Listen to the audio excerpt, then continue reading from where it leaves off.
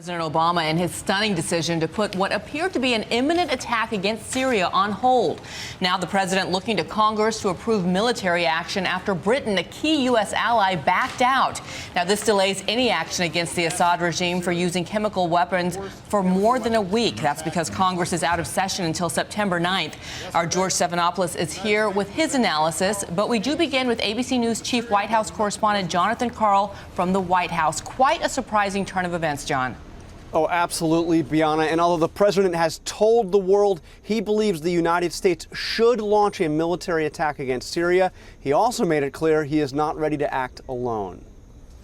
The president made an impassioned case that the Syrian government must be punished for using chemical weapons. I have decided that the United States should take military action against Syrian regime targets. This would not be an open-ended intervention, but I'm confident we can hold the Assad regime accountable for their use of chemical weapons, deter this kind of behavior, and degrade their capacity to carry it out. But he isn't ready to launch an attack just yet. First, he wants to get a green light from Congress. While I believe I have the authority to carry out this military action without specific congressional authorization, I know that the country will be stronger if we take this course, and our actions will be even more effective. The move will almost certainly delay military action by 2 weeks or even more, but the president said he has time. Our capacity to execute this mission is not time sensitive.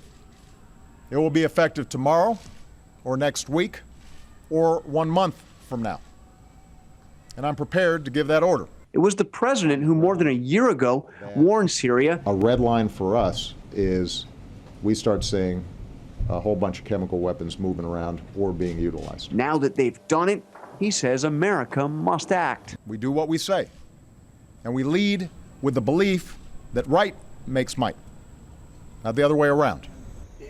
The president will also attempt to build international support for this action, beginning with his trip to Russia this week, where for a summit meeting of world leaders, including several who are adamantly opposed to a military strike against Syria. Dan? And that includes the president of Russia, which should be an interesting interaction, no question. John Karl, thank you for your reporting this morning. So now the action moves from the White House to Capitol Hill, where the administration is going to launch an all-out lobbying campaign and where lawmakers have already started to grapple with what will be a major decision.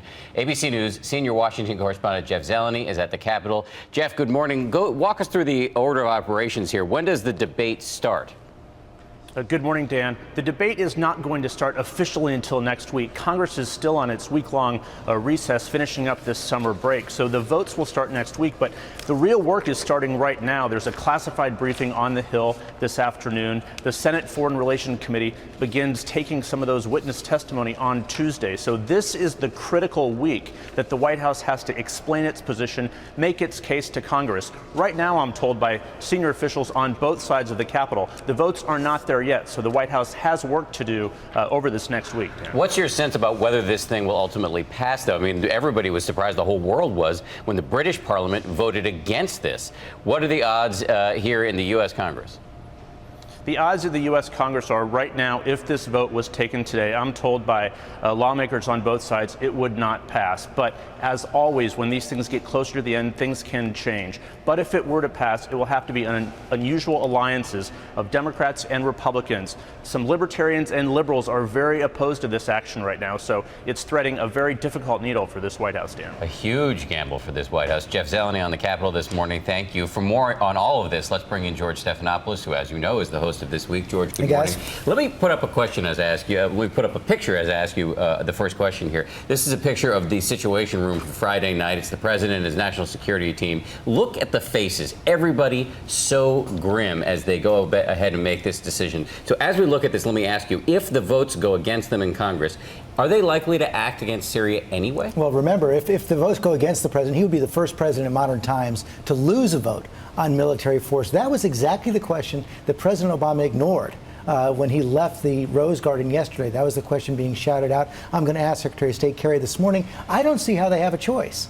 Even if they lose, the president, given what he said about the scale of the crime, a crime against humanity, he called it. He will have to act, but he will be doing it if they lose without congressional authorization, of course. The bet the White House, the bet the president is making is that this is going to pass and that will strengthen his hand. And why not call Congress back sooner? And the bigger question, did the president box himself in by drawing that red line when it comes to chemical weapons? That is the big question. If you look a year ago, a lot of people were surprised when the president drew that red line. On the other hand, when you look at the scale of this attack, it would have been hard to ignore. Anyway, I talked to White House officials about why the president didn't call them back earlier. He said that is their decision. And remember, one of the other things the president said yesterday is that the chairman of the Joint Chiefs of Staff, Martin Dempsey, has told him that it doesn't matter, that whenever he gives the order, they will be able to carry out the mission.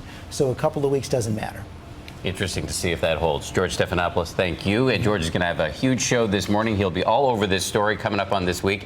He will, as he said, be going one-on-one with the Secretary of State, John Kerry. George, thanks again.